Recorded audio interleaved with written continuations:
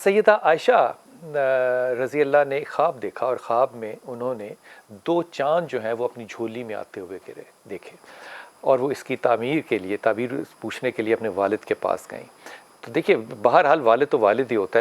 ہے، لیکن اماں عائشہ کا جو مقام ہے وہ امت کی ماں کا ہے، اس لیے وہ ایک ادب کا رشتہ بھی باپ کے ساتھ ساتھ جو ہے وہ بھی اپنی جگہ موجود ہے۔ تو حضرت ابو بکر صدیق نے کہا کہ آپ بتائیے، تو حضرت اماں عائشہ نے کہا کہ مجھے لگتا ہے کہ اس خواب کی تعبیر یہ ہے کہ اولاد نرینہ عطا فرمائے گا۔ اس پہ حضرت ابو بکر صدیق جو ہیں وہ خاموش رہے،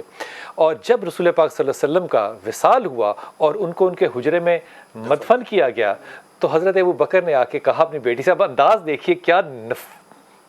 نفیس انداز حضرت ابو بکر کا، کہا بیٹی اب تو دوسرے چاند کا انتظار کر۔ ایک چاند تو آپ کی گود میں آ گیا سمجھے، اب دوسرے کا انتظار کر، امی عائشہ کے گھر کے اندر رسول اللہ صلی اللہ علیہ وسلم جو ہے وہ مدفن ہے۔ اور اب اس روایت کو ذرا پیچھے لے جائیے،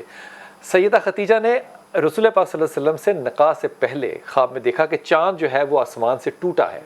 اور وہ ٹوٹ کے گرا ہے اور ان کے آنگن میں آیا ہے۔ تو آپ حضرت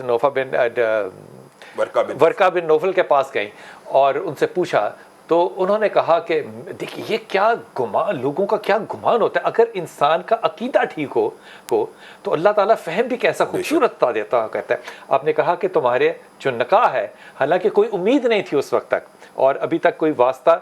کاروبار میں بھی رسول اللہ صلی اللہ علیہ وسلم 14ویں کے چاند تھے ظاہر، اس پہ تو کوئی دو رائے نہیں ہے۔ لیکن یہ جو آپ نے بات کی ہے نا کہ امی خدیجہ کا انتخاب کہ تعبیر بھی کس سے پوچھنی ہے، یہی عمل انہوں نے رسول اللہ صلی اللہ علیہ وسلم کی وحی کے بعد بھی رسول اللہ صلی اللہ علیہ وسلم کو لے کے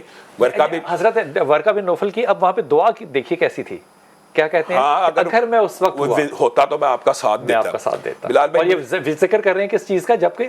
لوگ آپ کو نکالیں گے آپ کے اپنے شہر سے۔ رسول اللہ صلی اللہ علیہ وسلم کو انہوں نے کہا ایک وقت ایسا آنے والا ہے کہ جب آپ ہی کے کنبے اور قبیلے کے لوگ آپ کو نکال دیں گے، تو رسول اللہ نے کہا میرے ہی کنبے کے قبیلے کے لوگ، کہا ہاں جس کے اوپر بھی آج تک یہ فرشتہ آیا ہے اس کے ساتھ یہی سلوک کیا جاتا ہے، اور میں اگر زندہ ہوں گا میں آپ کی مدد کروں گا۔ بلال بھائی سب سے پہلی بات یہ تو وحی کی ابتدا عروف ہے، اس کی طرف بھی آئیں گے، لیکن امی خدیجہ کی جو ایک بہت بڑی فضیلت ہے نا، بہت بڑی فضیلت جس کو ہم سمجھتے ہیں کہ کمال ہے۔ ماں خدیجہ ایک دن سالن کا ایک برتن اٹھائے ہوئے آ رہی تھی، تو جبریل امین آسمان سے آئے، رسول اللہ کے پاس آ کے بیٹھ گئے اور کہنے لگے وہ آ رہی ہیں خدیجہ، ان کو اللہ کا،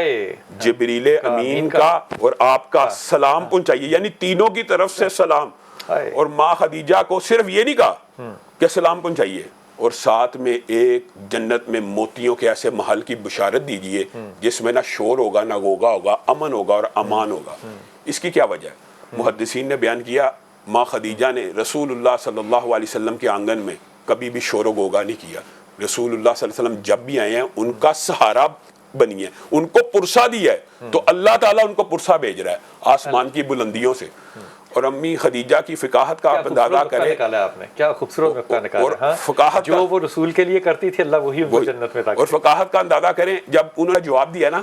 تو اللہ کو سلام کا جواب نہیں دیا، کہا وہ تو سلام ہی ہے، آپ کے اوپر اور جبریل امین کے اوپر سلام ہو۔ اور ماں خدیجہ کا ایک لقب جو طاہر ہے، اس کے حوالے سے بلال بھائی یہ دیکھیں، یہ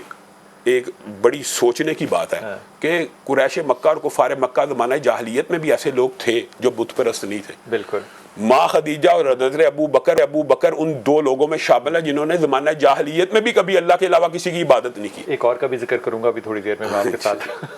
کیا بات ہے، زبیر بھائی آپ ساتھ ہیں؟ زبیر بھائی بہت شکریہ، السلام علیکم۔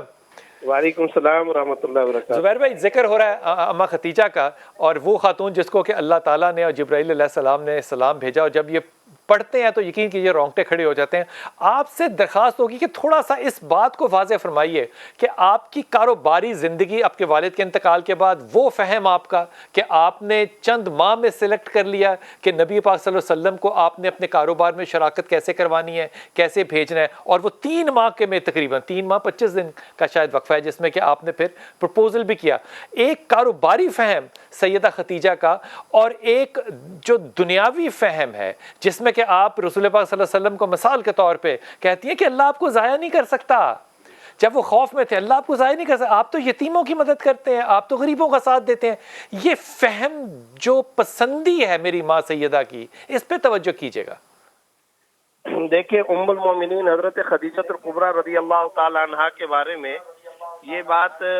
ذہن میں رکھنی چاہیے کہ افضل خاتون ہیں، اور آج کے دور میں کسی حکمران کی بیوی کو کہا جاتا ہے کہ وہ خاتون اول ہے،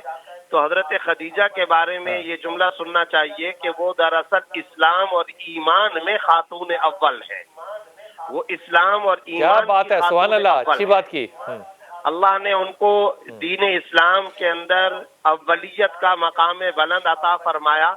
اور ان کا ذہن تجارتی یا کاروباری تو تھا، مگر تجارتی اور کاروباری کے ساتھ ساتھ رفاہی تھا، سماجی تھا، فلاحی تھا، لوگوں کی خدمت کرنے کا جذبہ تھا. جہاں حسن کے اندر، جہاں علم و فہم کے اندر یہ دیگر تمام خواتین کے اندر ممتاز مقام پر تھی، وہاں پر یہ کاروبار کے اعتبار سے، حلال رزق کے اعتبار سے بھی مقام بلند پر تھی. اور آپ کو ایک عجیب بات بتاتا ہوں کہ یہ آپ نے بڑی خوبصورت بات کی کہ ان کا جو مقام تھا اور دنیاوی فہم جو تھا، یہ کمال تھا.